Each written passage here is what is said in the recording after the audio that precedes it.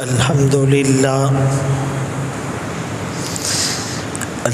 لله وكفى والصلاة والسلام على من لا نبي بعده.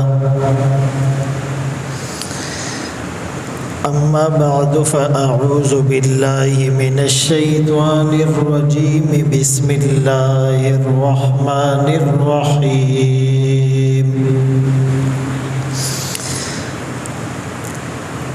فأقم وجهك للدين حنيفا فطرة الله التي فطر الناس عليها لا تبديل لخلق الله ذلك الدين القيم ولكن أكثر الناس لا يعلمون.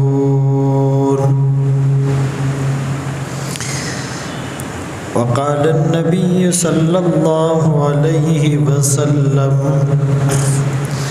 كل مولود يولد على الفطرة فأبواه يهودانه أو ينصرانه أو يمجسانه أو كما قال عليه الصلاة والسلام. صدق الله مولانا العظيم وصدق رسوله النبي الأمي الهاشمي المدني الكريم.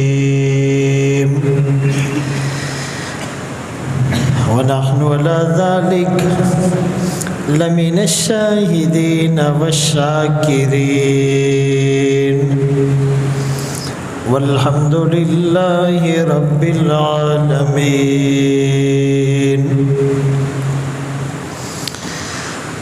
ہر لحظہ ہے مومن کی نئی آن نئی شان، کردار میں گفتار میں اللہ کی برہان، قہاری و غفاری و قدوسی و جبروت، یہ چار عناصر ہو تو بنتا ہے مسلمان. یہ راز کسی کو نہیں معلوم کہ مومن قاری نظر آتا ہے حقیقت میں ہے قرآن.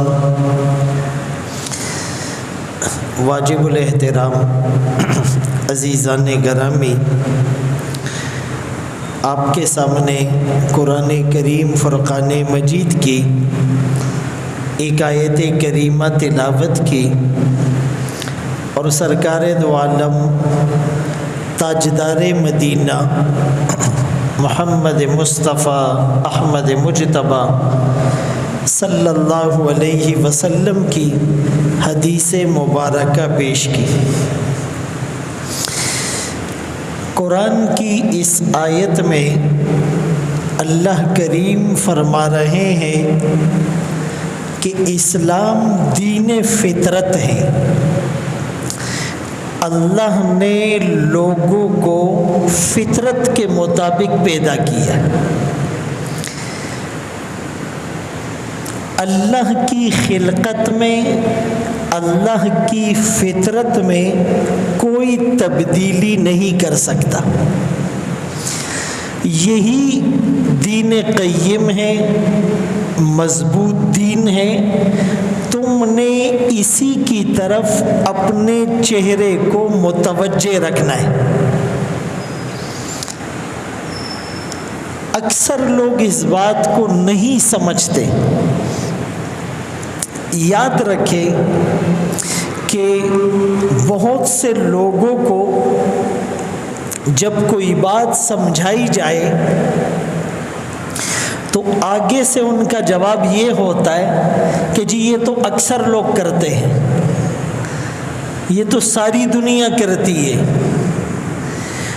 اکثر کی ہسٹری کو اگر قرآن میں سرچ کیا جائے تو قرآن کہتا ہے اکثر لوگ نہیں جانتے، اکثر لوگ نہیں سمجھتے، اکثر لوگوں میں عقل نہیں، اکثر لوگ شکر ادا نہیں کرتے، اکثر لوگ جاہل ہیں۔ تو ہمیں اکثریت کو نہیں دیکھنا، ہم نے اللہ اور اس کے رسول کی منشا کو دیکھنا ہے۔ اسلام میں اور مغربی نظام میں فرق یہ ہے کہ اسلام اللہ کے حکم کو دیکھتا ہے، ان الامر للہ، اور مغرب اکثریت کی رائے کو، کثرت رائے کو دیکھتا ہے۔ تو اسلام دین فطرت ہے، بلکہ حدیث پاک میں یوں فرمایا کہ ہر بچہ اسلام کی فطرت پر پیدا ہوتا ہے، وہ یہودی کا بچہ ہو، عیسائی کا بچہ ہو، نصرانی کا بچہ ہو، آتش پرست کا بچہ ہو، وہ پیدا اسلام کی فطرت پر ہوتا ہے۔ فَأَبَوَاهُ يُهَوِّدَانِهِ أَوْ يُنَصِّرَانِهِ أَوْ يُمَجِّسَانِهِ، ماں باپ اور گھر کا ماحول اس کو یہودی بناتا ہے، اس کو عیسائی بناتا ہے، اس کو مجوسی بناتا ہے، ورنہ پیدا وہ بھی فطرت پر ہوتا ہے، اور فطرت اسلام ہے۔ اسلام دین فطرت ہے، اس کا مطلب اسلام کائنات کے احوال پر اور اس کے تغیرات پر نظر رکھتا ہے۔ کیا ہو رہا ہے؟ سورج کب نکل رہا ہے؟ سورج غروب کب ہو رہا ہے؟ چاند کیوں نکلتا ہے؟ چاند جوبن پر کب آتا ہے؟ چاند کی روشنی میں اضمحلال کب آتا ہے؟ سورج کی کرنوں سے کائنات پر کیا اثرات مرتب ہوتے ہیں؟ چاند کی چاندنی سے مخلوق کو کیا فائدہ ہوتا ہے؟ بارش کا برسنا کب فائدے مند ہے، کب نقصان دہ ہے؟ پھل پھول، کھیت کلیان، پودے، فصلیں، بہاریں کب نکلتی ہیں؟ گرمی کا موسم کب ہوتا ہے؟ سردی کا موسم کب ہوتا ہے؟ اندھیرے میں کیا کرنا ہے اور روشنی میں کیا کرنا ہے؟ کس زمین میں فصل اگانی ہے؟ ندی نالوں کا فائدہ کیا ہے؟ پورے حالات پر نظر رکھتا ہے۔ بھائی ایک آدمی گرمی کے موسم میں وہ جیکٹ پہن کر اور دستانے پہن کر اور گرم ٹوپی پہن کر اور سوکس اور موزے پہن کر اور کمبل اور چادر اوڑھ کر اگر باہر نکل آئے گا تو لوگ بھی اس کو برا سمجھیں گے، اس کے لیے بھی یہ نقصان دہ ہے۔ پہلے سے گرمی ہے، یہ اپنے آپ کو اور گرم کر رہا ہے، تو یہ عقل مند نہیں ہے، یہ موسم کے مطابق نہیں چل رہا۔ اسی طرح ایک آدمی سردی میں نکل آیا، سخت سردی ہے، لیکن اس کے اوپر جیکٹ نہیں ہے، ٹوپی نہیں ہے، چادر نہیں ہے، بنیان پہن کر یہ ٹھٹرتی ہوئی سردی میں پھر رہا ہے، تو لوگ بھی برا کہیں گے اور اپنے لیے بھی نقصان دہ ہیں۔ تو عقل مند وہ ہیں جو دین فطرت کے مطابق اپنے احوال پر، اپنے تغیرات پر، اپنے گرد و پیش پر، اپنے ماحول پر نظر رکھے۔ اسلام دین فطرت ہے۔ بعض لوگوں نے یہ سمجھا کہ نہیں، وہی جو پرانی چیزیں ہیں بس اس میں تھوڑی بہت تبدیلی بھی کرو گے کہ یہ غلط ہے۔ ایسا نہیں ہے۔ قرآن قیامت تک کے لیے ہے، قرآن کی تعلیمات قیامت تک کے لیے ہے۔ اللہ کے فرامین قیامت تک کے انسانوں کے حالات کو مد نظر رکھ کر دیے گئے ہیں۔ رسول اللہ صلی اللہ علیہ وسلم کے بعض فرامین آج ہمیں 1400 سال بعد سمجھ میں آ رہے ہیں۔ تو شریعت کے دائرے میں رہ کر، شریعت کی باؤنڈری میں رہ کر، شریعت کے حدود میں رہ کر، شریعت کے سرکل میں رہ کر، شریعت کے جیورسڈکشن میں رہ کر آپ نے ترقی کرنی ہے، آپ نے دنیاوی علوم حاصل کرنے، آپ نے زمانوں کے تقاضوں سے ہم آہنگ ہونا ہے، آپ نے مستقبل کے چیلنجز سے نمٹنے کے لیے تیار ہونا ہے، آپ نے جو نئے آلات، نئے اسباب، نئے ٹولز، نئے انسٹرومنٹ، نئے ایکوپمنٹس ہیں اس سے فائدہ اٹھانا ہے۔ مختصر وقت میں آپ دین کا بہت بڑا کام کرنا چاہتے ہیں، آپ کو زمانے کے مطابق اپنے کام میں، سوچ میں، انداز میں، نصاب میں، نظام میں تبدیلی لانی ہوگی۔ یہ دین فطرت ہے۔ ایک آدمی کو بھوک لگی ہوئی ہے اور وہ کھانے کے بجائے پانی پیتا جا رہا ہے۔ بھائی پانی بھی فائدے مند ہے، لیکن اس وقت اس کو ضرورت غذا کی۔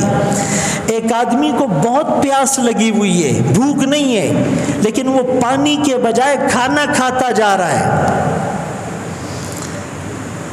نماز کا وقت ہے اور وہ مسلسل تلاوت میں لگا ہوا ہے۔ نماز کا وقت ہے اور وہ مسلسل طواف میں لگا ہوا ہے۔ افطاری کا وقت ہو گیا اور وہ پھر بھی افطاری نہیں کر رہا۔ سحری کا وقت ختم ہو چکا، وہ پھر بھی کھا رہا ہے۔ 20 رکعت تراویح عشاء میں پڑھنے کے بجائے ظہر میں 40 رکعت پڑھ رہا ہے۔ حج کا مہینہ نہیں ہے اور وہ حج کرنے پہنچا ہوا ہے۔ اب بظاہر تو یہ بھی صحیح کر رہا ہے، لیکن یہ شریعت کو مطلوب نہیں ہے۔ جب جنگ آزادی ہوئی بر صغیر پاک و ہند میں، انگریز فوجوں کے خلاف مسلمان، ہندوؤں سب نے آزادی کی تحریک شروع کی، تو برطانوی سامراج نے اس آزادی کی تحریک کو کچلا اور ان کا جو نظام تعلیم تھا اس کو ختم کیا۔ تو پھر 2 طبقے پیدا ہوئے۔ ایک طبقے نے یہ سوچا کہ اگر ہم مدارس کا نظام قائم نہیں کریں گے تو لوگ قرآن و سنت کی تعلیم سے محروم ہو جائیں گے، دین کی مبادیات اور ضروریات کا لوگوں کو پتہ نہیں ہوگا، لہٰذا قرآن اور حدیث کے تعلیمی نظام کو بچانے کے لیے انہوں نے دیوبند کا مدرسہ قائم کیا،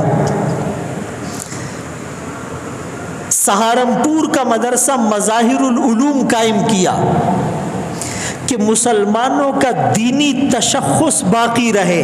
انگریز اس کو ختم کرنا چاہ رہا تھا۔ اور دوسرا طبقہ مسلمانوں کا وہ تھا جنہوں نے کہا کہ اگر مسلمان انگریزی تعلیم میں پیچھے رہ گئے تو ہندو آگے بڑھ جائے گا، بڑے بڑے عہدوں پر فائز ہو جائے گا، مسلمان مغلوب ہو جائیں گے۔ اسی لیے اس دوسرے طبقے نے علی گڑھ یونیورسٹی اور انگریزی نظام تعلیم قائم کیا۔ نیتیں دونوں کی ٹھیک تھی اور یہ سلسلہ چلتا رہا۔ مدارس کا نظام الگ اور علی گڑھ یونیورسٹی کا نظام الگ، دونوں مسلمانوں کا نظام تھے اور دونوں میں خیریں تھی۔ لیکن بعد میں ایک سازش کے تحت یہ تأثر دیا گیا کہ مدرسے کی 4 دیواری میں پڑھنے والی الگ مخلوق ہے، ان کا دنیا سے کوئی لینا دینا نہیں۔ نہ ان کو سیاست میں آنا ہے، نہ ان کو عدالت میں آنا ہے، نہ ان کو اسکولوں میں آنا ہے، نہ ان کو کالجز میں آنا ہے، نہ ان کو یونیورسٹیز میں آنا ہے، نہ ان کو لوگوں کی مصالحتی کمیٹیوں میں آنا ہے، نہ انہوں نے جرگوں میں آنا ہے، نہ انہوں نے پنچایت کرنی ہے، نہ انہوں نے معاشرت کو دیکھنا ہے، نہ انہوں نے معیشت کو دیکھنا ہے۔ یہ بالکل ایک الگ مخلوق ہے، ملا کی دوڑ مسجد تک۔ یہ بات ذہن میں ڈالی گئی کہ مولوی کا کام صرف آپ کو اذان دینا، آپ کو نماز پڑھانا، آپ کا جنازہ پڑھانا، آپ کا نکاح کرنا، آپ کے بچوں کو قرآن پڑھوانا، آپ کے دکان اور مکان میں قرآن خوانی کرنا، صرف ان کا یہ کام ہے، ملا کی دوڑ مسجد تک، اور ہماری مرضی ہم جو کرتے پھرے۔ اسی لیے بعض لوگ کہتے یار یہ مولویوں کا سیاست میں کیا کام ہے؟ یہ تو انگریز کی سازش تھی کہ مولوی کو ان سب جگہوں سے دور رکھو تاکہ ہمیں کوئی روکنے والا نہ ہو، ہمیں کوئی ٹوکنے والا نہ ہو، ہمارے راستے میں کوئی رکاوٹ بننے والا نہ ہو، ہماری راہ میں کوئی روڑے اٹکانے والا نہ ہو، ہمارے سامنے کوئی ریزسٹنس کریٹ کرنے والا نہ ہو، ہمارے سامنے کوئی مدافعت کرنے والا نہ ہو، ہمارا کوئی سد باب کرنے والا نہ ہو۔ یہ ان کی سازش تھی۔ اور یہ جو سیاست کا لفظ ہے یہ عربی کا لفظ ہے۔ کانت بنو اسرائیل تسوسہم الانبیاء، یہ جو بنی اسرائیل تھے ان کی سیاست ان کے نبی کرتے تھے۔ رسول اللہ صلی اللہ علیہ وسلم کے زمانے میں مسجد نبوی میں ایسا نہیں ہوتا تھا کہ نمازیں ہو رہی ہے، تلاوت ہو رہی ہے اور باقی تبلیغ کی تشکیل باہر سے، جہاد کی تشکیل باہر سے، اور بیواؤں کی لسٹیں باہر سے، اور اس ملک کی جغرافیائی سرحدوں کی پہراداری کا نظام باہر سے۔ ایسا نہیں تھا مسجد نبوی میں، ایسا نہیں تھا۔ مسجد نبوی کے ممبر سے نماز کی بات، تلاوت کی بات، روزے کی بات، زکوٰۃ کی بات، حج کی بات، تبلیغ کی بات، جہاد کی بات، صدقہ اور خیرات کی بات، بیواؤں کے راشن کی بات، یتیموں کی کفالت کی بات، بے سہارا لوگوں کی معاونت کی بات، بے گھروں کو گھر کی چھت فراہم کرنے کی بات، غیر مسلموں کو خطوط بھیجنے کی بات، وفود بھیجنے کی بات، یہ سارا سسٹم وہ مسجد نبوی کے اندر ہو رہا تھا۔ مسلمان کو پتہ ہی نہیں اپنی ہسٹری کا۔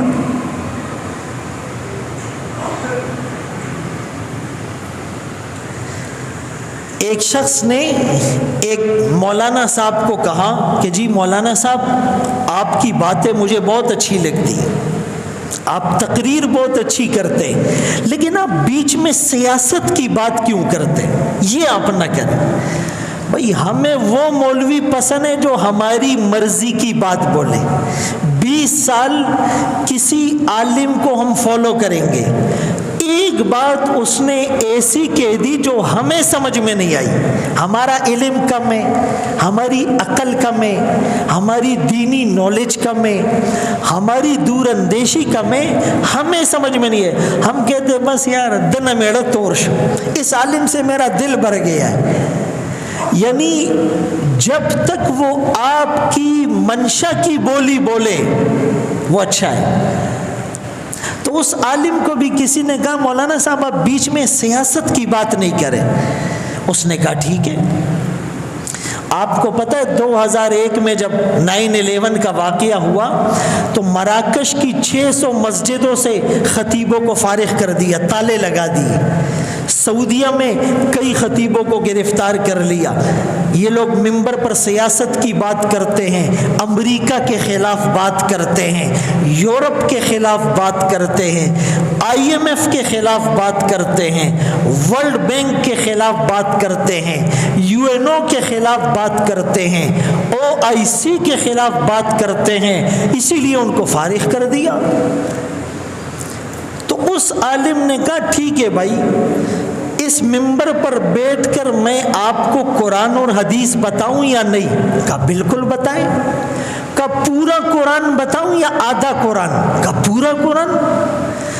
کہا قرآن میں نماز کا حکم ہے، اقیموا الصلاۃ، بالکل ہے۔ اس کے بعد دوسرا حکم کیا ہے؟ وآتوا الزکاۃ، زکوٰۃ بھی دو۔ کہا اگر میں نماز کی بات کروں اور زکوٰۃ کی بات چھوڑ کر آگے چلا جاؤں یہ اچھا ہے؟ بولا نہیں، آپ زکوٰۃ کی بھی بات کریں۔ بولا جب میں زکوٰۃ کی بات کروں گا تو زکوٰۃ لینا میرا کام ہے لوگوں سے یا حکومت کا؟ کہا حکومت کا کام ہے۔ کہا جب میں زکوٰۃ کی بات کروں گا تو زکوٰۃ کے نظام کی بات کروں گا، جب زکوٰۃ کے نظام کی بات کروں گا تو حکمرانوں کی بات کروں گا، جب حکمرانوں کی بات کروں گا تو آپ کہیں گے یہ سیاسی بات کر رہا ہے۔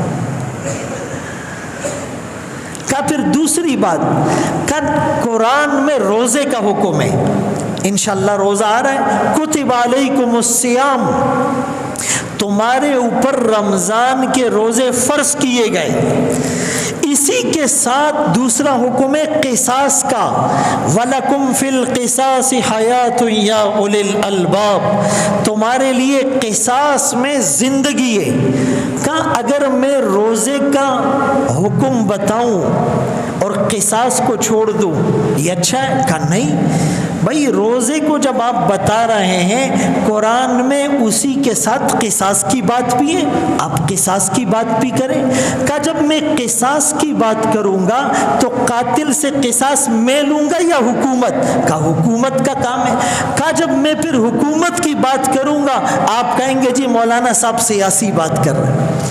یعنی قرآن کریم سے یا تو آپ کہیں جہاد کو نکال دو، نعوذ باللہ، قصاص کو نکال دو، زکوٰۃ کے نظام کو نکال دو، عدلیہ کے نظام کو نکال دو، معاشرتی قوانین کو نکال دو، جو ہمیں پسند ہے وہی بولو۔ یہ ایک سازش ہے۔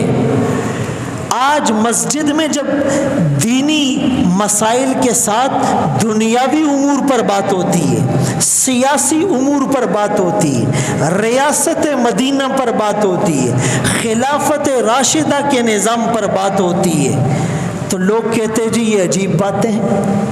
اسی لیے ہم فَأَقِمْ وَجْهَكَ، اپنے چہرے کو دین کی طرف سیدھا کریں۔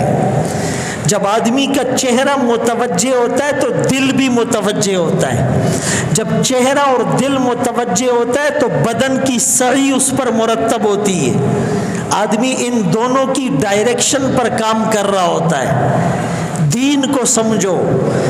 بچپن میں ناظرہ قرآن پڑھا ہے، ناظرہ وہ بھی غلط، ترجمہ نہیں آتا ہے، اور ابھی کہہ رہے جی علماء کو ایسے کرنا چاہیے، علماء کو ویسے کرنا چاہیے۔ کتنی بدقسمتی ہے ہمیں۔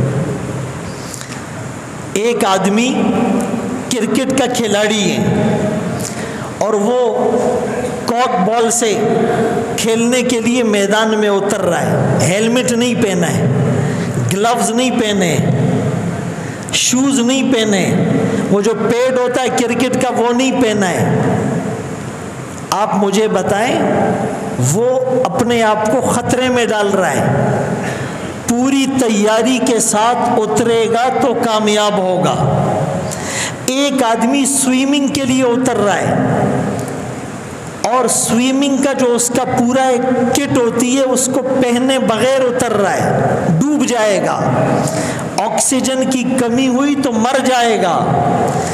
ایک پائلٹ جنگی جہاز اڑانے کے لیے، دشمن سے لڑنے کے لیے جہاز جیٹ میں بیٹھ رہا ہے اور وہ اپنا پراپر ڈریس اور تیاری کے ساتھ نہیں بیٹھتا، وہ ناکام ہو جائے گا۔ ایک آدمی اندھیرے میں نکل رہا ہے اور ٹارچ نہیں لیتا، ایک آدمی سردی میں نکل رہا ہے اور جیکٹ نہیں پہنتا، ایک آدمی گرمی میں نکل رہا ہے اور دھوپ سے بچاؤ کے لیے چھتری نہیں لیتا، ایک آدمی لمبے سفر پر نکل رہا ہے اور گاڑی میں ٹینکی میں پیٹرول نہیں ڈلواتا، یہ بغیر تیاری کے دنیا میں جا رہے ہیں۔ آج کا مسلمان بھی مستقبل کے چیلنجز سے نمٹنے کے لیے تیار نہیں ہے۔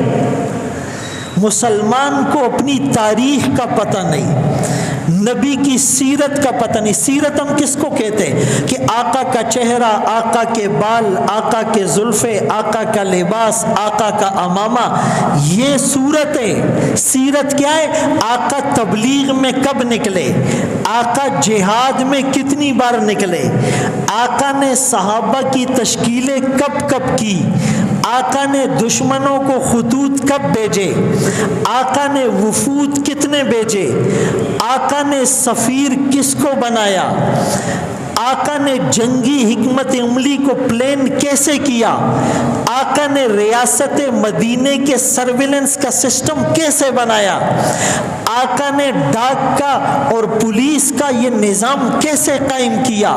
یہ سیرت ہے، یہ ہمیں نہیں پڑھائی جاتی۔ اسی لیے میرے محترم دوستو، قرآن کریم میں اللہ فرماتے ہیں فطرت اللہ التی فطر الناس علیہا، یہ اللہ کی فطرت ہے، اس پر اللہ نے لوگوں کو پیدا کیا۔ یہ اپنے گرد پیش، ارد گرد احوال پر، تغیرات پر، تبدیلیوں پر، انقلابات پر، چینجز پر نظر رکھے گا۔ مجھے کیا کرنا ہے، کیسے کرنا ہے، کب کرنا ہے، کتنا کرنا ہے، کس کے ساتھ کرنا ہے۔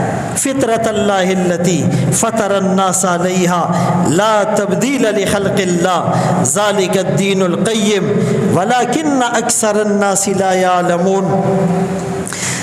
اس دین میں اللہ نے ساری چیزوں کو بتا دی۔ یہ علوم دو قسم کے ہیں، ایک ہے علوم عالیہ عین سے، قرآن اور حدیث کا علم، اس کو علوم عالیہ کہتے ہیں، اور ایک ہے علوم عالیہ الف سے، وہ علوم جو منطق، نحو، صرف، ریاضی، سائنس، ہسٹری، جغرافیہ، اکنامکس، سیوکس، سوشل سائنسز، اس کو کہتے ہیں علوم عالیہ۔ پہلے زمانے کے جو مسلمان تھے، جو علماء تھے، جو اکابر تھے، وہ علوم عالیہ اور عالیہ دونوں کو حاصل کرتے تھے۔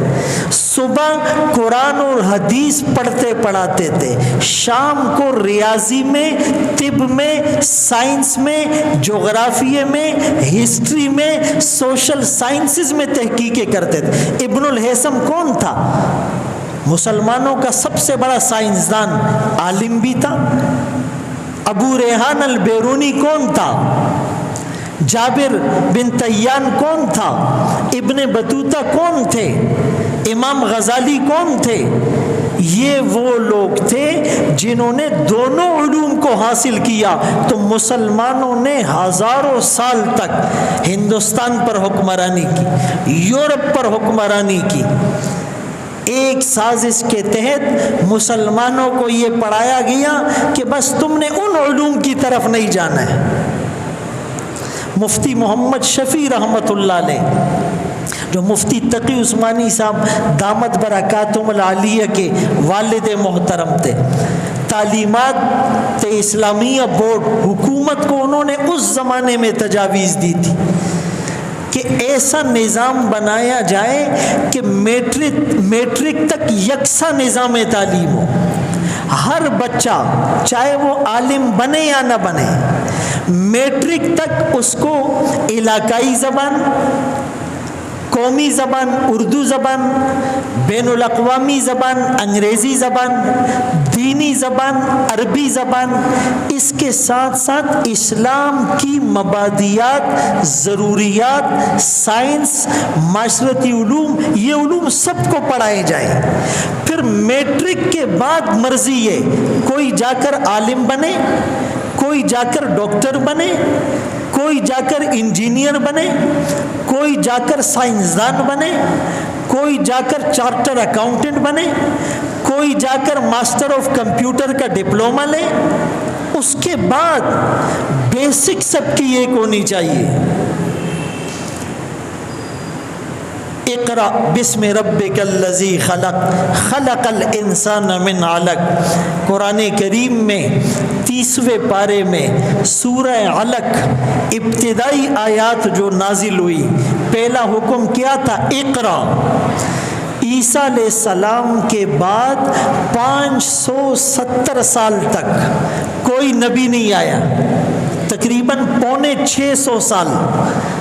اب اس میں جہالت عروج پر، قتل و غارت گری عروج پر، چور بازاری عروج پر، کساد بازاری عروج پر، ملاوٹ عروج پر، بت پرستی عروج پر، ہر ظالم مظلوم کو پیس رہا ہے۔ 570 سال بعد پورا معاشرہ بگڑا ہوا ہے۔ پہلا حکم نماز کا نہیں آیا، روزے کا نہیں آیا، زکوٰۃ کا نہیں آیا، حج کا نہیں آیا، تبلیغ اور جہاد کا نہیں آیا، صدقہ اور خیرات کا نہیں آیا۔ پہلا حکم اگر آیا ہے اقرا، پڑھنے پڑھانے کا، علم حاصل کرنے کا، دینی اور دنیاوی علوم حاصل کرنے کا، بسم ربک الذی خلق۔ اور علم اور تعلیم وہ ہوتی ہیں جو آپ کو اللہ کے قریب کر دے، جو اللہ کی معرفت دلائے، جو اللہ کی پہچان کرائے۔ وہ علم، وہ تعلیم جو آپ کو اللہ سے دور کر رہا ہے، جو اللہ سے غافل کر رہا ہے، وہ علم نہیں، وہ تعلیم نہیں، وہ فتنہ ہے۔ خلق الانسان من علق۔ اور اس میں اللہ نے مقصد تخلیق کو سمجھایا کہ جس نے انسان کو پیدا کیا لوتڑے سے، یہ اپنے مقصد تخلیق کو سمجھ لے کہ میں ابتدا میں کیا تھا اور انتہا میں کیا بن جاؤں گا۔ اتنی بات ہر مسلمان ذہن میں بٹھا لے، اس کو نصیحت کی کوئی ضرورت نہیں ہے، اس کو فتووں کی کوئی ضرورت نہیں ہے، اس کو بیانات کی کوئی ضرورت نہیں ہے، اس کو کتابیں پڑھنے کی کوئی ضرورت نہیں ہے، اس کو اسکول، یونیورسٹی، کالج، تعلیمی درسگاہوں میں جانے کی کوئی ضرورت نہیں ہے۔ ایک جملہ ذہن میں بٹھا لے، میری ابتدا کیا تھی، میری انتہا کیا ہوگی۔ ایک شخص بڑے تکبر کے ساتھ بیت اللہ میں اکڑ کر چل رہا ہے، تو کسی نے کہا بھائی تیرا یہ چلنا اللہ کو پسند نہیں ہے؟ اس نے کہا مجھے نہیں جانتے ہو؟ تو اس نے کہا میں جانتا ہوں تمہیں، تیری ابتدا ایک حقیر نطفہ، ایک گندا نطفہ جو کپڑے پر لگے تو کپڑا ناپاک، بدن پر لگے تو بدن ناپاک، تیری ابتدا وہ ہے۔ هل أتى على الإنسان حين من الدهر لم يكن شيئا مذكورا۔ تیرا تو وجود نہ تھا، تو تو احاطہ عدم میں تھا، تو تو نسیم منسیہ تھا، تیرا تو نام و نشان نہ تھا۔ اللہ نے تجھے اس نطفے سے پیدا کیا، پھر وہ خون کا لوتڑا بنا 40 دن، پھر وہ گوشت کا لوتڑا بنا 40 دن، پھر اس پر ہڈیوں کی چادر چڑھی 40 دن، پھر 4 مہینے میں پیٹ میں اس میں روح ڈالی گئی، پھر تیری غذا کا کنیکشن تیری ماں کے ناف کے راستے سے تھا، اس راستے سے تجھے غذا ملتی تھی۔ پھر اس کے بعد جب تو دنیا کے پیٹ میں آیا تو پھر تجھے بینائی ملی، شنوائی ملی، گویائی ملی، پکڑنے کی طاقت ملی، پھر تو اکڑو چلنے لگا، پھر تو لڑکھڑانے لگا، پھر تو دوڑنے لگا، پھر تیرے دانتوں میں مضبوطی آئی، پھر تیرے ہاتھوں میں طاقت آئی، پھر اللہ نے تجھے علم دیا، اور اس کے بعد پھر آہستہ آہستہ بینائی جاتی رہی، شنوائی جاتی رہی، گویائی جاتی رہی، ہاتھ لرزنے لگے، پاؤں کانپنے لگے، صبح کا کھایا ہوا بولا ہوا یاد نہیں ہے، منہ میں دانت نہیں رہے، کمر جھک گئی، کھال لٹک گئی، جیب خالی ہو گئی، ابھی اپنے آپ کو سہارا دینا مشکل ہو گیا، یعنی جو تیری ابتدا تھی اس سے بھی بری تیری انتہا ہو گئی۔ صرف اپنی ابتدا اور انتہا کو ہم سوچ لے، ہمارے ہوش ٹھکانے آ جائے، عقل ٹھکانے آ جائے، تکبر کا لیول کم ہو جائے، وہ جو ایک چودراہٹ ہے، ایک فخر ہے، ایک گھمنڈ ہے، ایک پراؤڈی ہونا ہے، وہ سب ختم ہو جائے گا۔ اسی لیے اس دنیا میں اللہ نے جس کو بھی بھیجا فطرت کے مطابق بھیجا۔ فطرت دین اسلام کا نام ہے۔ فطرت سے مراد اپنے حالات پر نظر رکھ کر قرآن و سنت کی روشنی میں اپنی زندگی کو گزارنا ہے۔ اللہ تعالیٰ ہم سب کو ان باتوں پر عمل کی توفیق نصیب فرمائے۔ وآخر دعوانا ان الحمد للہ رب العالمین۔